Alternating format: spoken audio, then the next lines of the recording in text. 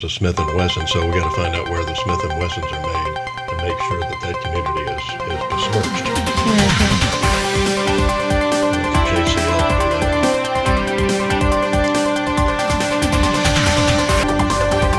We can hear the speaker in here.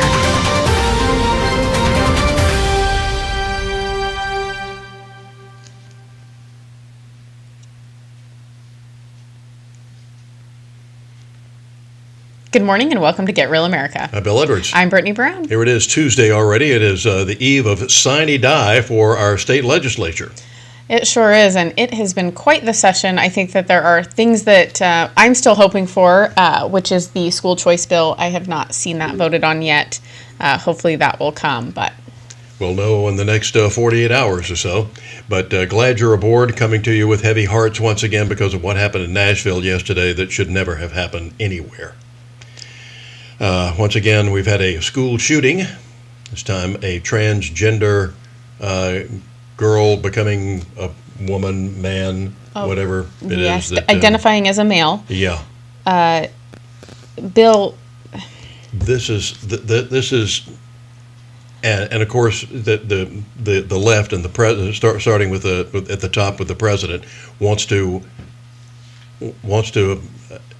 politicize this immediately. Once again, talking about the guns and more gun legislation and more gun control, like 50,000 laws on the books don't take care of that already. But what about the mental capacity? What about? And I finally heard somebody talking about what we needed to be doing about the mental state in our country, and that is where we need to start more than anywhere else. And all of this nonsense that kids are being fed by these left-wing communists in our, but I repeat myself, in our school systems now that are telling kids that this is a terrible country, that if they're a boy, they ought to be a girl. If they're a girl, they ought to be a boy, and they ought to have body parts chopped off, and we need to start transitioning them and bringing in drag queens to come in and do shows for 3-year-olds. This is where this leads. These people who are so totally confused that they have no idea. And so this person goes into a school where she had attended years ago. Originally, it was said that there was the original reports, well, you can't believe the original reports, there was a teenage girl. And it turns out she was 28. But she had attended the school some years back, apparently resenting it.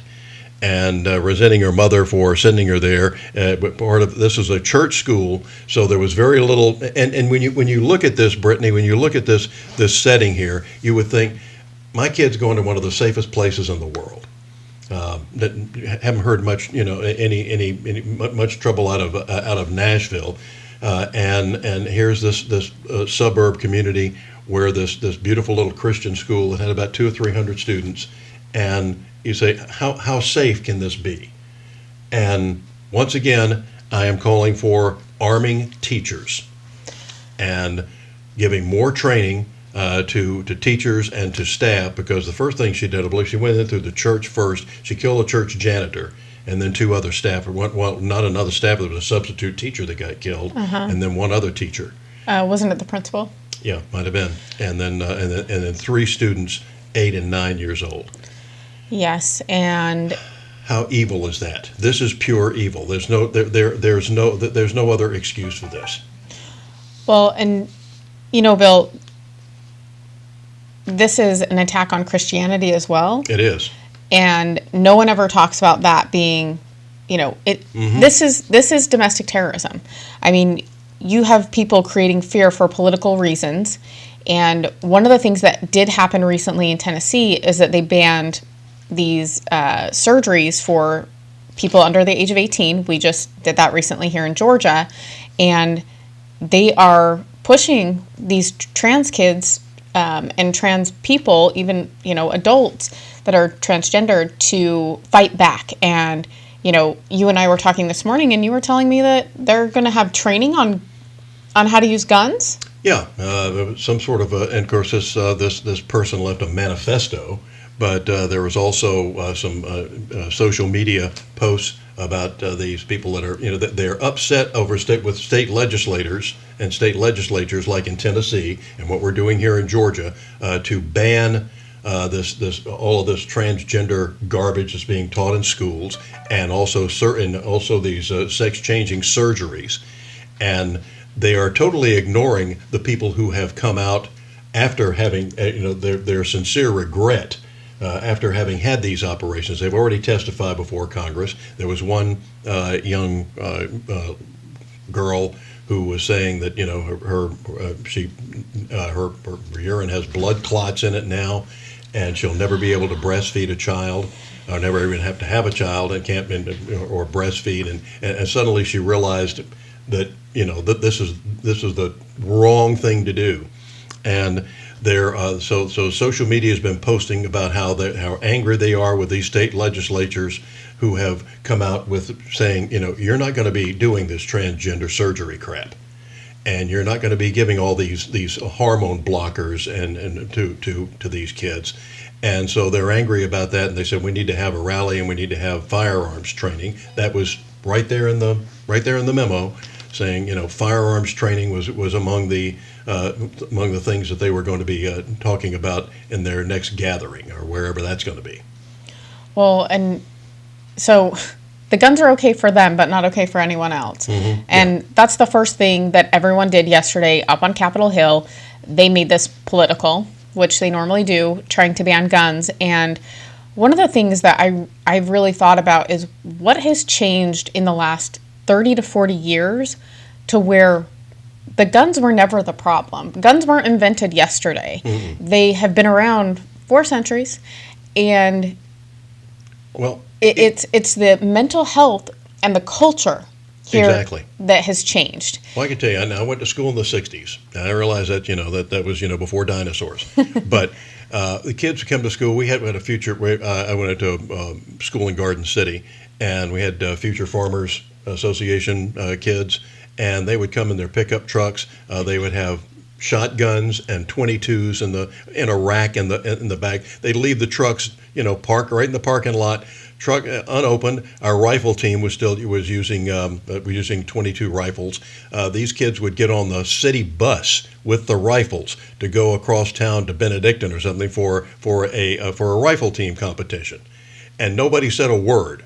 There was no problem. We didn't have any school shootings. The worst problem you got in trouble for school was chewing gum or getting caught in hall without a hall pass. Oh, let me slit my wrist. So those are what has changed. And Brittany, I saw one of the scariest things I saw was some of the statistics that they showed on Fox News yesterday of a survey. In 1990, something like 78% of the population was very patriotic and and proud of America. Today, in the last survey that they took, it's like 28%.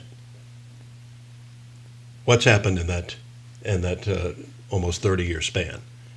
And when you have these communists in our school systems now, and I'm not going to gild the lily, they are communists, they are leftists, they are trying to destroy our country, they are destroying our children. And they are teaching this garbage that this is a terrible country and that it was improperly founded, and the founding fathers were all a bunch of white racists. You can see the proof is in the pudding of what has happened here, and telling kids that that we even had. Even some of the ones that are the conservative kids are on our side are saying things like they're scared to have children now because they don't want to bring them into a world that's going to be going to be over in 12 years or something, as we keep hearing from these climate idiots. So we have a serious problem on our hands, and we've got to turn this around. And I'm not sure public education can be saved at this point. No, and I also think that I know I'm a capitalist, but I don't like the big tech companies. Mm-hmm. I don't think that they've helped our children. I think that social media has created some of this, and also has created people wanting to be famous mm-hmm. all the time and getting more likes. And I think that we're seeing that a lot of this, people being trans, they get a lot of traction on social media. They get mm-hmm. the likes, they get the attention, and so it's progressing this agenda, which is, it only takes you so far before you don't get the achievement anymore. You can't keep going, and And Reality is not on the internet. and we're wrapping up National Women's History Month. And who are they honoring as women? Not women, biological males. Yeah.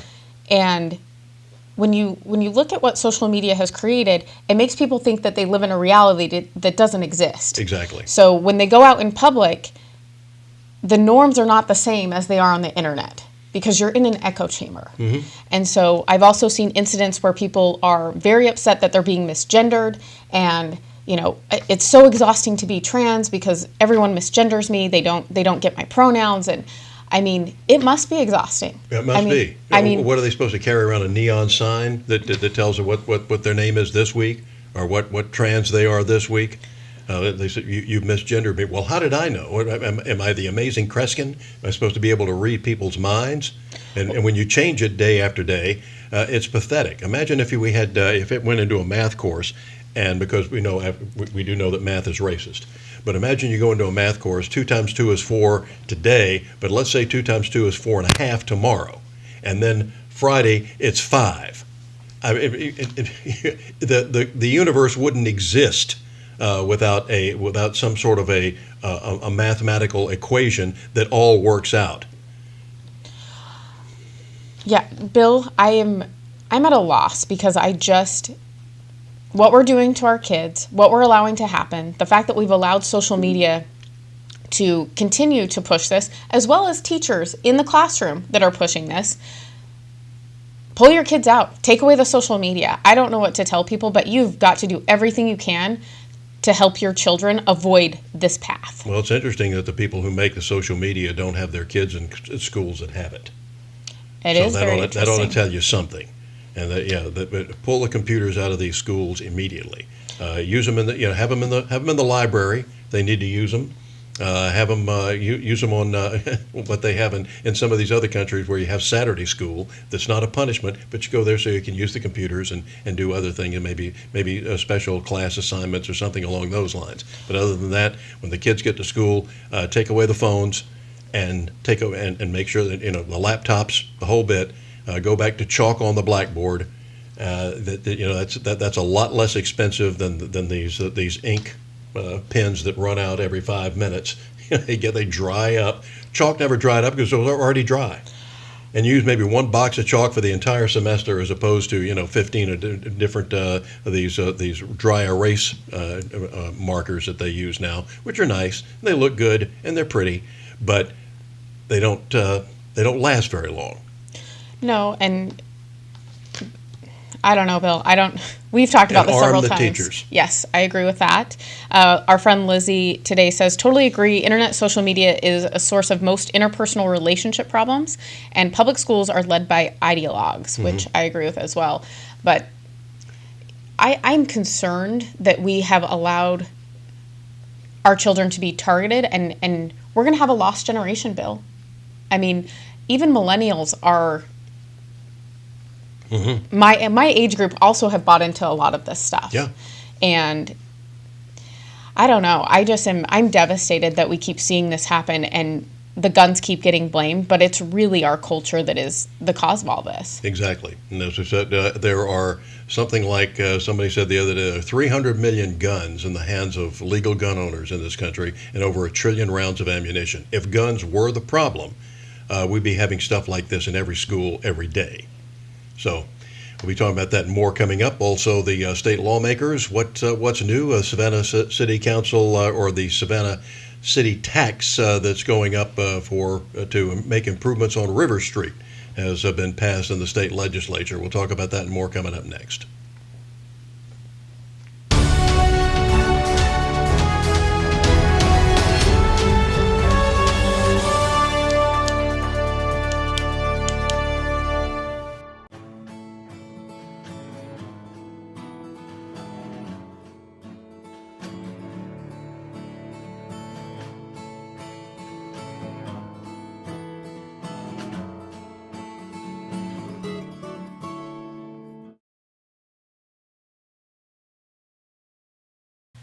I'm not surprised, but I'm also just like, the power of the shield since where is everyone? Like, this stuff is beyond. Like, they're targeting conservatives. With integrity, and security, and trust.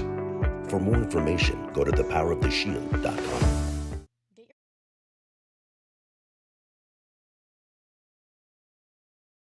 At Get Real America, we'd like to thank the Southeast Georgia Republican Assembly for all their efforts on making a difference in our communities.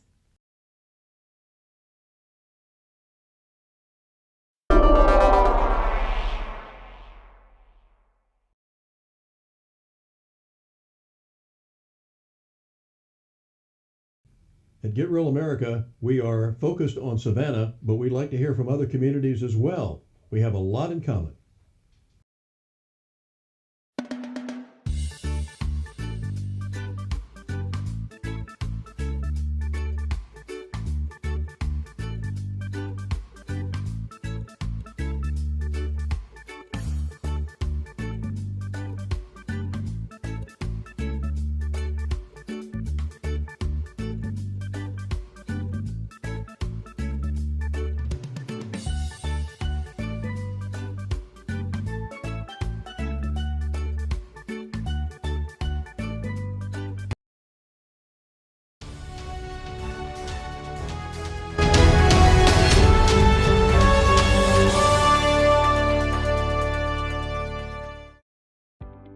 When you're looking to buy a business or sell a business, the experts at Best Business Brokers have you covered.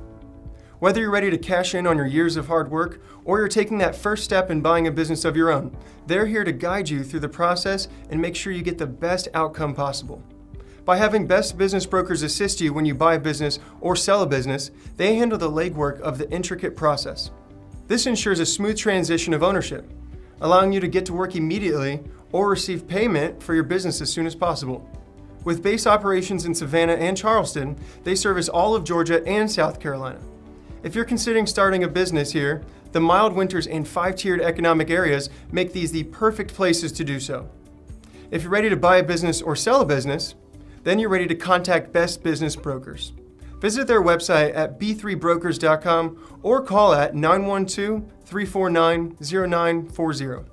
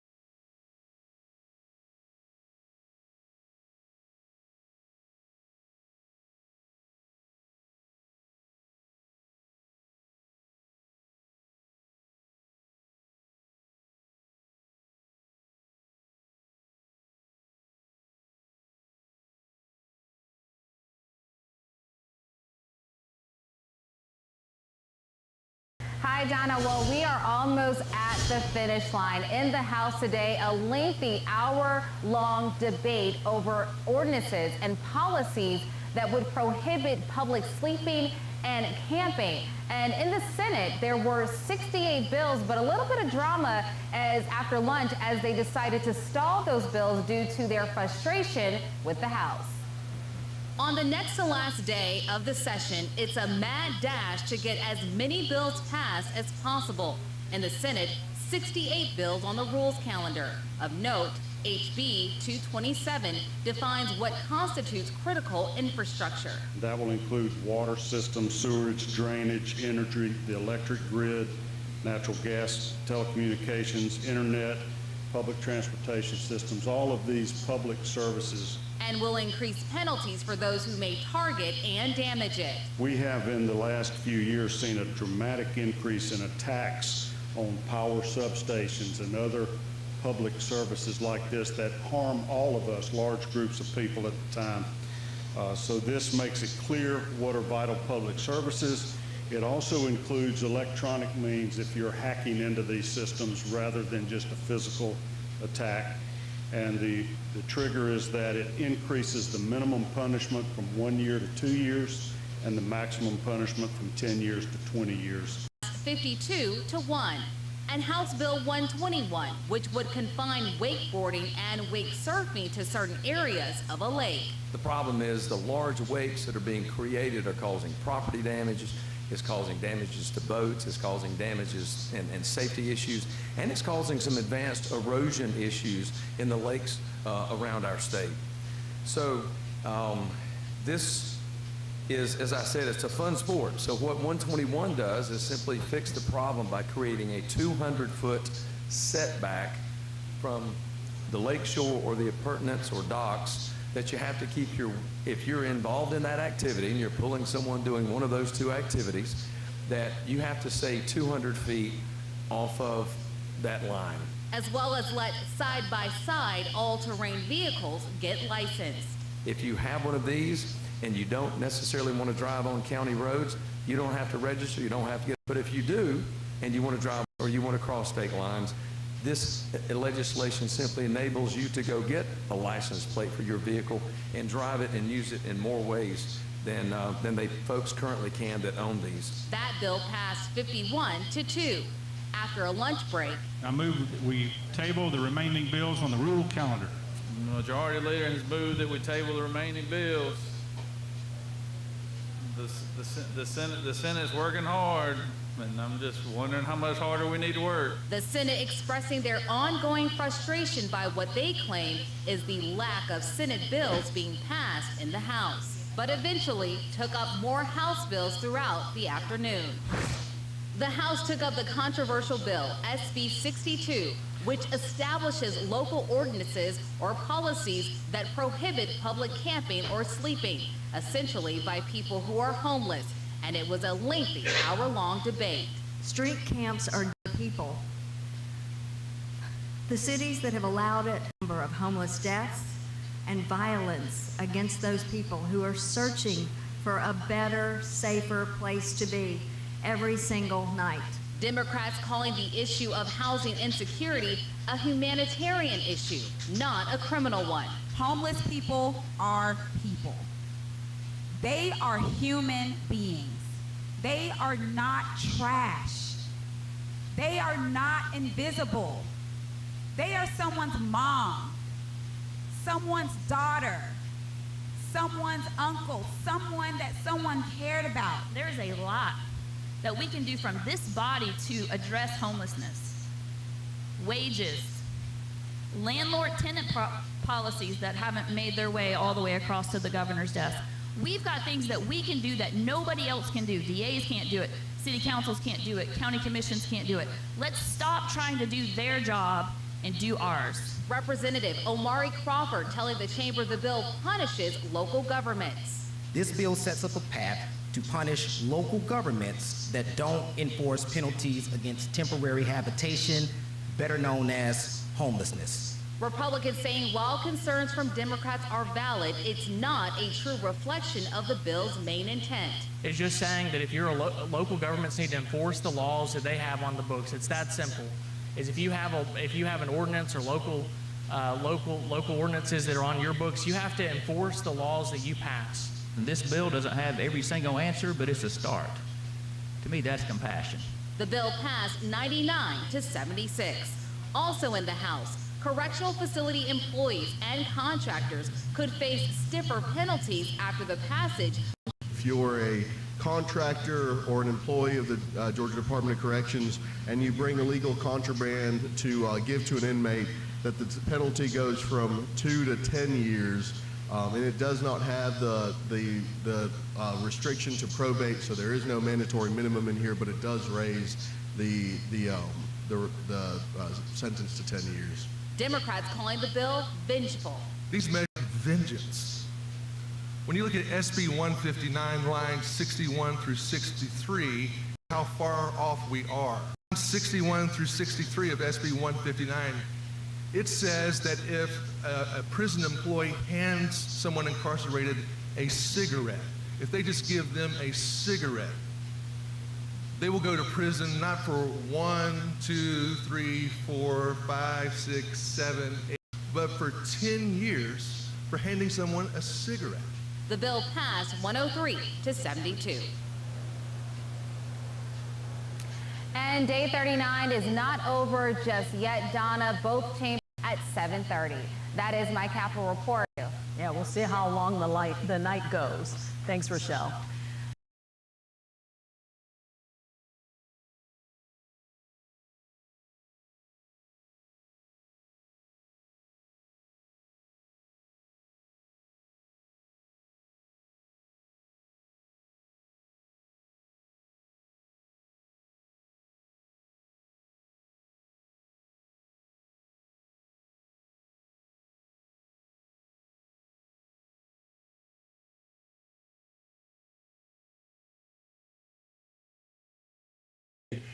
I don't think that's that you could be a prisoner at that place for 10 years because you gave an inmate a cigarette. Maybe there's be some disciplinary action, but I think 10 years in jail might be a little stiff.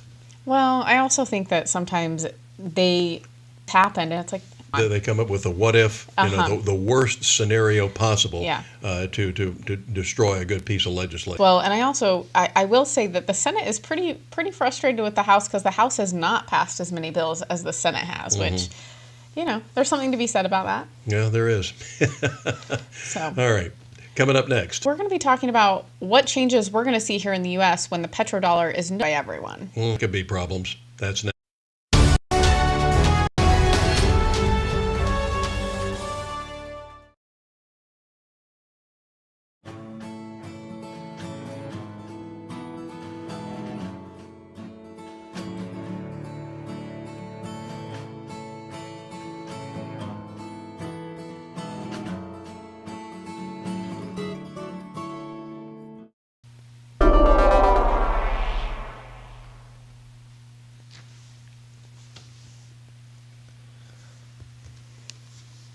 At Get Real America, we want to make sure that the real story gets out, and you can help us as a sponsor or as an advertiser to make sure that that word does get out to the community.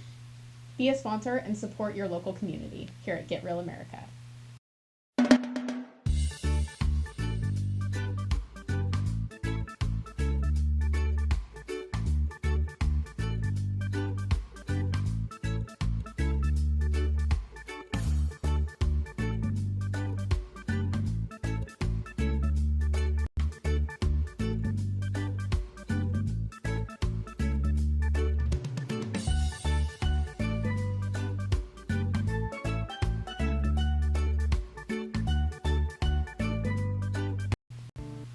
Serving the Savannah area with the power of the Shield since 1934, with personal insurance, employee benefits, and business with integrity, security, and trust. For more information, go to thepoweroftheshield.com.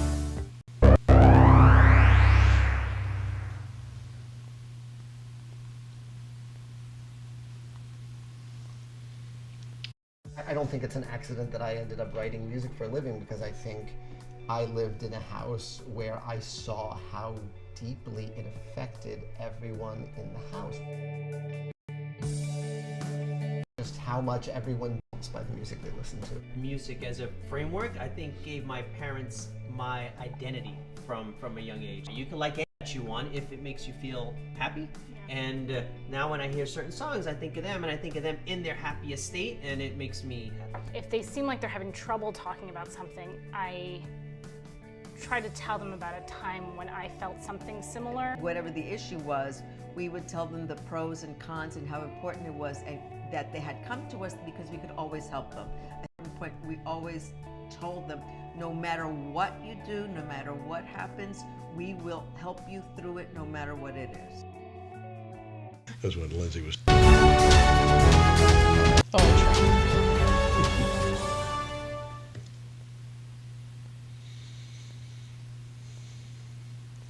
Welcome back to Get Real America. It's Edwards. I'm Brittany Brown. Glad to have you aboard, and we got more rain coming in the forecast here for Savannah before it kind of clears up a little bit for the weekend.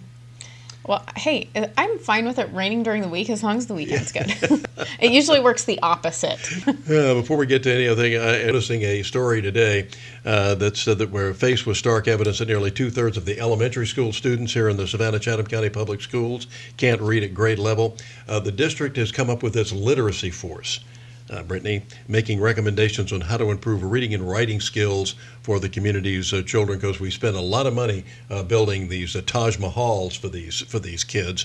Maybe we ought to spend a little more money on literacy training so they could read at grade level. They said hiring district level literary specialists, dedicating 120 minutes a day to literacy instruction. I hope we didn't spend a lot of money on this. Well, what are the teachers for through third grade? Mm-hmm. Yeah. So it's amazing that we go and we're spending extra money on something that should have been done in the first place, and teaching kids reading, writing, and arithmetic like we were supposed to. Well, the thing that I always think is interesting, Bill, just like we talked about with the gun issue, kids used to be reading at grade level. What has changed? Yeah. What has changed? Those are the things that we should be looking at, because people act like it just appeared out of nowhere. Yeah, well, it's just happening. Because so this is going to be April 12th school board meeting, so circle that date on your calendar. Is that an executive meeting or a special meeting? No, this is the school board. Well, it's the April 12th school board meeting. Interesting. So it's usually the first Wednesday of the month. To the public, yeah. Yeah, that's why I asked. We'll see. Meanwhile, one of the things that we've talked about over the years recently has been the war on cash. Cash used to be king, but they're trying to make sure that it goes away. Because if you're using cash, they can't track you down. Now, they may have come up with some technology now that puts trackers in the money.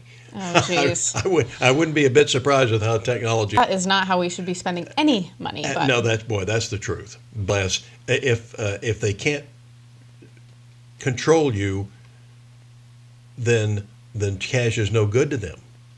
Correct. So they're trying to come up, that I think that one of the things that the e pluribus dumbass in the White House wants to come up with is the digital dollar. It's bad. I think it's going to be so much easier. It's going to be wonderful. And what they're going to do, Bill, is they're going to say, we're going to give you $500 extra if you switch over to digital banking or the digital dollar. Yeah. We'll provide an incentive. It's not a good idea. No. I think we got to have a lot of foresight here and think ahead and how that could look, even when they're trying to. It's amazing that the government can figure out how to track all of our money, but they can't figure out anything else. Yeah, I'm a huge science fiction fan, and there were science fiction books I was reading back in elementary school that were written in the 40s and 50s. It's amazing how many of these science fiction writers were spot on with some of the stuff that they were talking about. And one of the books I read was about a guy who was in trouble because his identity had been taken away from him, and he couldn't. Credit cards were no good for him because there was no money. He tried to run the card, there was nothing, and that's all he had, and nobody knew who he was when he'd register with his name. That wasn't in the files. So it's like this guy's running around the solar system or wherever it was he was going, and he couldn't go anywhere because his identity had been stolen from him. They're like, boy, that's really strange. That's crazy. No, it's totally possible these days. They yeah, could control sure that is. really quick. Surprise, surprise. You used too much gas last week. You don't get to pay for any gas this week. You get to stay home. Oh, and your air conditioning's too low. The electronic gadgets that they have now for your thermostat, they can come by and run it up a little bit. And by the way, your gas when you too. Yep, every way that they can control how you spend your money, and if you are, doing everything you can to prevent climate change. And just ask yourself, with all these electric cars and all these electric appliances, and they're coming after washing machines now, so it doesn't use as much water, so you have to actually clean your clothes twice. But the one wash doesn't use as much water. But if you use 2 washes, I mean, it's just. Well, and our friend Lizzie, she says, AC is going to be unaffordable, so we're going to be turning that off ourselves. Yeah, that's right. Yeah, pretty much. Yeah. Well, and the answer. Exactly. We could get ourselves out of debt and into a really good position if we just drilled our own oil. And the war in Ukraine could come to an end by going after our own oil. Imagine, because one of the, how Russia is financing that war right now? By selling oil. To everyone, except for the U.S. Yeah. So if we start manufacturing, we start supplying the oil to all of our allies, the war in Ukraine is going to be coming to a screeching halt pretty quickly. Well, and I don't think people understand why oil is so important, but it really, it is a good economic feature for the U.S. and it's also it creates a lot of independence for us. And maybe maybe corporate America will not allow advertisements to go on the air, but the oil companies and the oil CEOs ought to start growing a backbone and start coming up with the ads showing you how important oil is, including the people who are running around in clothes that are made out of oil, writing with pens that are made out of oil. And show just exactly how vital that resource is and how we're not running out of it. Yes, and Lizzie said Air Force One requires oil drilling. It sure does. A lot of it. Yes. Because Air Force One gobbles up a lot of gas. Yes. Big carbon footprint. And remember, 2 fly. That's true. There are 2 Air Force Ones, and both of them fly, so you don't know which one the president's on. And then they're also guarded by F-16s and F-14s and that sort of thing. Well, so digital currency. Yes, well, and I think one of the things, Fox News actually did a great report on how the ruler of China, is making moves and how he's going to make the U.S. really insignificant in the money market. Wonder if he identifies as one day and will be president. But we'll never know. We will never know. Yeah, but here's what's up. Vladimir Putin announced this week that Russia will begin using the Chinese yuan for international payments instead of the dollar. Saudi Arabia is also in talks with Beijing to do the same thing. Speaking of Saudi Arabia, meanwhile, they're in talks with Iran as well to consider an economic alliance with China and Russia. And they can even be joining the BRIC countries, which is an acronym for these countries here: Brazil, Russia, India, China, and South Africa. These countries all have emerging economies. So what happens if our economy and the U.S. dollar are no longer the world's dominant currency? Treasury Secretary and host of the Monica Crowley here to weigh in. Monica, great to see you this morning. And it's really hard to overstate exactly how catastrophic the abandonment of the U.S. dollar would be as the world's global reserve currency. Look, since the end of World War II, the dollar has been the safe place to go, and it originally was backed up by gold, but President Nixon took us off the gold standard, so there's no hard asset backing up the dollar anymore for the last 50 years. But also it's been backed up by the strength and economic power of the United States and the fact that oil has traded in dollars. If that were to, look, there is a perfect storm happening right now. Reserve currency, being that, having that status has been a real privilege, but we've been privileged by wholly reckless monetary over many years, certainly over the last couple of years, which has really devalued the dollar. On top of that, now perfect storm of Biden's weakness, his war on American domestic energy production, the Ukraine war, and now because things, we've got America's enemies led by China forming a new economic bloc.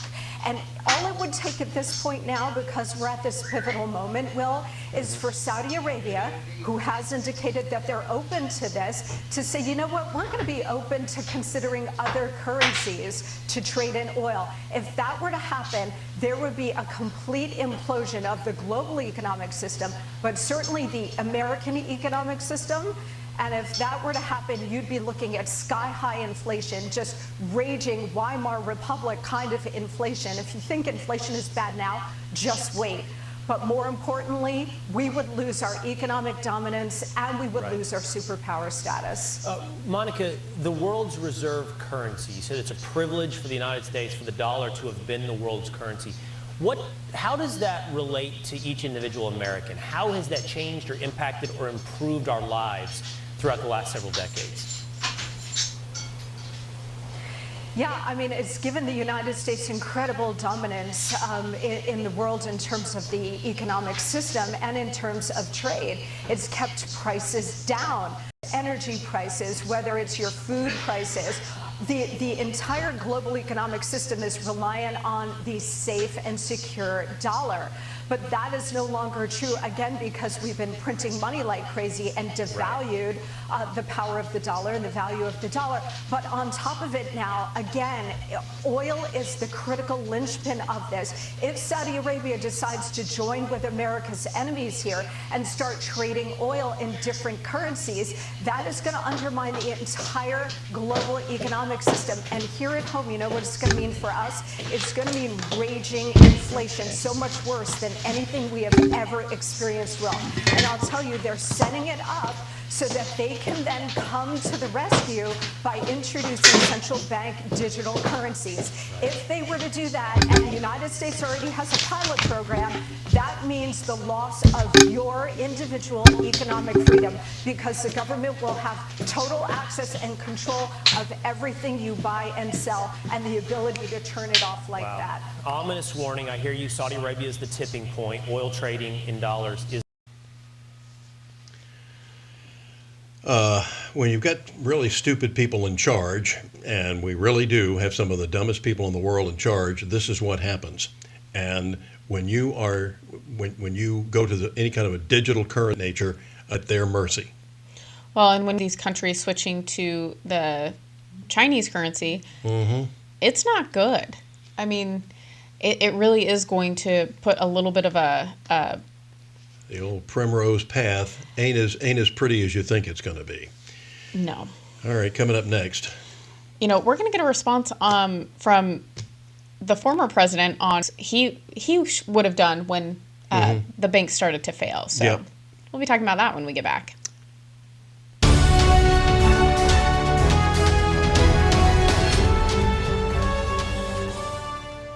How's your IFB? Kind of low? No, very low. Serving the Savannah area with the power of the Shield since 1934, with personal insurance, employee benefits, and business insurance, with integrity, security, and trust. For more information, go to thepoweroftheshield.com.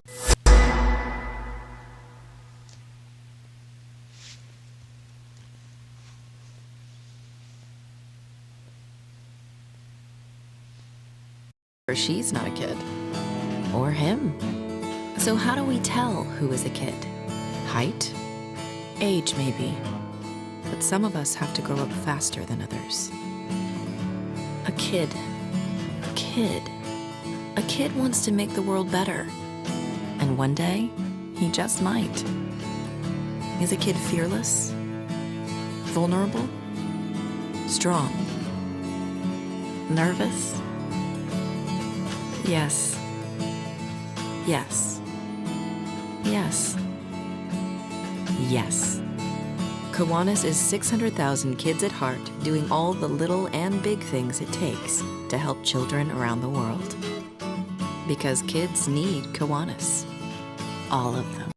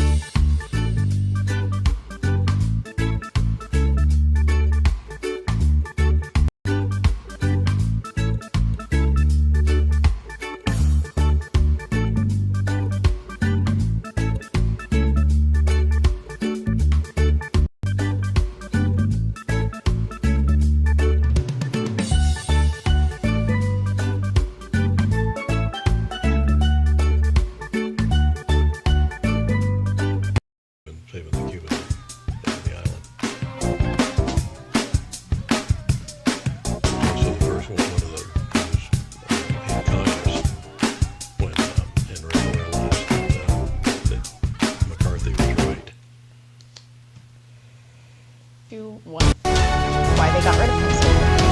Because he won. Oh, yes. Every state of Massachusetts. That's crazy. Welcome back to Get Real America. I'm Bill Edwards. I'm Brittany Brown. Going down the home stretch here on this Tuesday morning, 28th day of March, and it's sine die tomorrow for the Georgia State Legislature. Meanwhile, the guy who was president and hopefully will be president again has some words to say. Yes, and he was with Sean Hannity last night, and we have, him talking about the banking crisis that's going on currently. Yeah, what would he do in this? What would he have done with this banking crisis? Would you have supported the bailout of Silicon Valley Bank? Okay. He's always so Brandon? intense. I love Not it. a lot of questions you're asking me. I wouldn't have supported the bailout. The bank would have to get along by itself, and maybe they could have. What happened with the bank is interest rates went too high. And, I had my own situation with Powell, and I beat the hell out of him. I was not a big fan of Powell. He was recommended by some people. I didn't like him. He's too interest rate happy. What you do is you get the oil prices down. That's bigger than interest rates, the only thing. And what happened is we took an oil, and now we take an interest rates. Those banks failed because the interest rates were too high. They stupidly bought long-term treasuries. 10-year treasuries. Well, they bought long-term, longer than that even. And they bought long-term, and those treasuries got crushed because Powell keeps raising interest rates. So he looks at things totally different than other people have looked at them, because that's the first I've heard, well, it's the interest rates. And he talks about the oil. Yeah, exactly. The oil will solve a lot of this, and we can keep interest rates low, but we have to, we got to start making some money somewhere. Yeah, we do. And spending it, you cannot, I don't know why they can't figure this out in Washington, but I know math is racist, but you can't spend yourself rich. Okay, I can't call up, I have an American Express card. I can't call them tomorrow and say, listen, I know I owe you $50,000, but I'm going to spend another $100,000 in the next couple of weeks here to take care of that. I'm sorry, that doesn't work. Well, and their philosophy is also that because we are the world currency, that we can do it. And we're not in the same situation we were even in 2008. We're not looking that great. No. And if you think the Chinese are the answer, then you need serious couch time. We will send you there. We will raise some funds for your ticket. Yeah, we'll have a GoFundMe account and make sure that you get the psychiatric help that you need. Or you get the communism that you deserve. Absolutely. It was like in our summer of love. Remember? Fiery but mostly peaceful. I do recall. Mostly peaceful demonstrations. We haven't done any investigations into those, but we're still going after January 6 people, and we know that that's a ruse as well. But they were having the demonstrations over in Hong Kong of those demonstrators that were waving the American flags and talking about how great America was. I said, tell you what, why don't we send our demonstrators over there and bring their demonstrators over here? That seems to me to be a win-win situation, because that's what you're longing for over there. So, well, maybe they were just born in the wrong country, Yeah, I think so. Some people were just born to love communism, and maybe we just give them what they want. You're a trans communist. Yes. Yeah, and you know how we love trans. Yeah, so we'll send you over to China, and we'll take the freedom-loving Chinese people. I think it's a good trade, yeah. I like it. I think, win-win situation to me. I like it. Yeah, you'll find out how well you can demonstrate over there. Like I said, you'll get the communism you deserve. So, Bill, speaking of communism, TikTok, how do you feel about them banning TikTok here in the U.S.? I'm all in favor of it. And what do you say to people that think, well, you're a capitalist, you can't do that. This is authoritarian. Well, so is TikTok. Well, and my thing is, it's not good for our kids. No.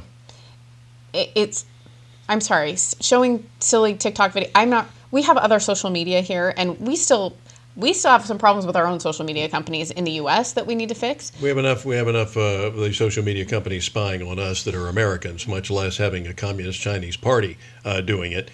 And there were some hearings about this, and the well-spoken spokesman for TikTok was on Congress last week telling us about what a great platform this is. To the hearings right now, from Florida. So I'll put a pin in this. This is right on your point, actually. So hold the thought. Let's dip in here for the question. Kat Kamek, the Republican from Florida, is now putting a question to the TikTok head. Building work of internet companies in Beijing. They have been archived but since deleted. Makes you kind of wonder why. Yes or no, ByteDance is required to have a member of the Chinese government on its board with veto power. Is that correct? No, that is not correct. ByteDance owns some Chinese businesses, and you're talking about a very special subsidiary that is for Chinese business licensing. Mr. Shou, I'm going to have to move on. You've said repeatedly that there is no threat, that this is a platform for entertainment and for fun.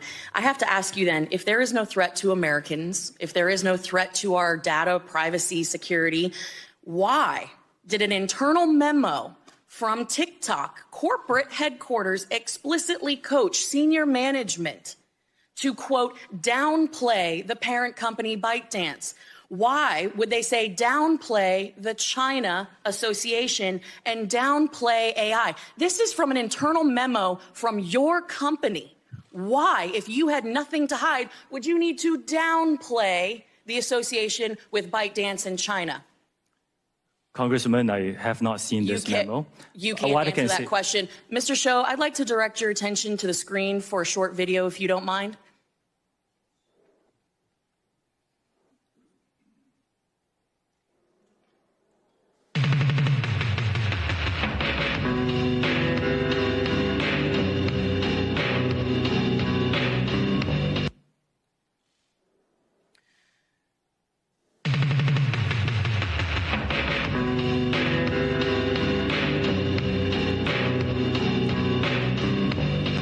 Mr. Shou, that video was posted 41 days ago. As you can see, it is captioned me as F at the House Energy and Commerce Committee on March 23rd of this year. This video was posted before this hearing was publicly noticed. I think that's a very interesting point to raise. But more concerning is the fact that it names this chairwoman by name.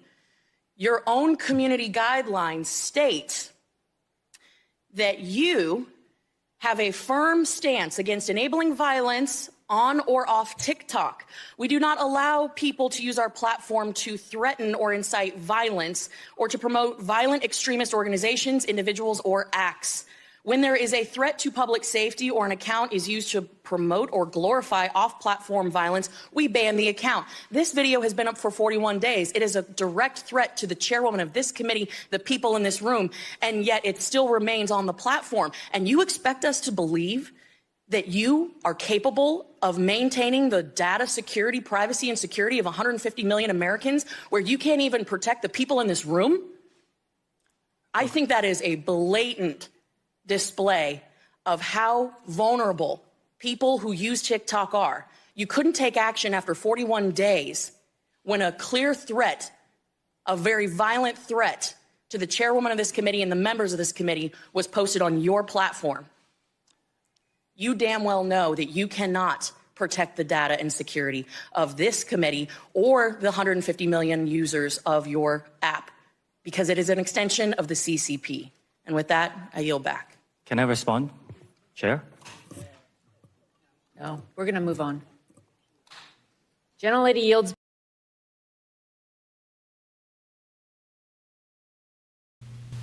We're talking about children dying. Do you know how many children have died because of this? Do you have any idea? Can you tell me? Congressman, again, it's Can you tell me how many children in America have died because of challenges like this? The majority of people who use our platform use it for positive experiences. That's not what I asked you. I asked you, tell me the number of children, of U.S. children who have died because of these challenges. Congressman, again, the majority of people who come on our platform get a good experience. I'm not talking about the majority of children. I want to know a number. Dangerous strangers are not allowed on our platform. If we find them, we will remove them. We take this very seriously. Obviously, you found one today and you removed it. We had to bring it to your attention, and I know I'm out of time. Thank you for being here. Welcome again to the most bipartisan committee in Congress.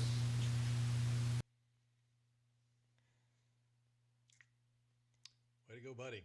Yes, well, and I think TikTok is very dangerous, and the young girl who was beaten on that bus in New Jersey by those kids and attacked, she actually killed herself, and it was in response to the internet post of her being attacked. I mean, having stuff be so public when it's so embarrassing is really, really hard on our kids right now. Yeah, without a doubt. And with this guy sitting there saying that the CCP, the Chinese Communist Party, wouldn't be able to see anything on TikTok. They've got these firewalls. The Communist Party in China can't see all this stuff that's going on here. Oh, please. I got an old bridge here I'd like to sell you if you can buy that one. Yeah, it's known that if you are a Chinese company, that he has access to everything. Exactly. And that's one of the reasons that our companies have, and a lot of our technology has been stolen. Because trying to do business over there, they insist on knowing what you're doing. I remember even Coca-Cola once upon a time was going to open up in India, and they said, well, we need to know the Coca-Cola formula. And they said, no, we're not going to give you the formula. And consequently, they didn't open in India. Yeah, well, I hope that we rein in all of these tech companies, all of the social media. I do think it has some good aspects to it, but I just don't know that the risk is worth positive that it brings. We had to do this back in the early 20th century when the oil company, when Standard Oil was taking over everything, running all the little guys out of business, and finally Congress had to say, no, I'm sorry, you're too big. You cannot. This is a monopoly. We don't have monopolies in this country unless it's us, but right. You've got to start divesting of all these other companies. You've got to split up. And we had to do it that way. Well, Facebook, Google, they all need to be split up. We might get a strike on our account for that, but shocking. So hopefully we'll see you guys tomorrow. Yeah, that's right. We'll try to solve more of those problems tomorrow for the Hump Day edition here on Get Real America. So you continue to get real as well and send money. Yes, and we'll see you guys tomorrow. Thanks for tuning in. Take care.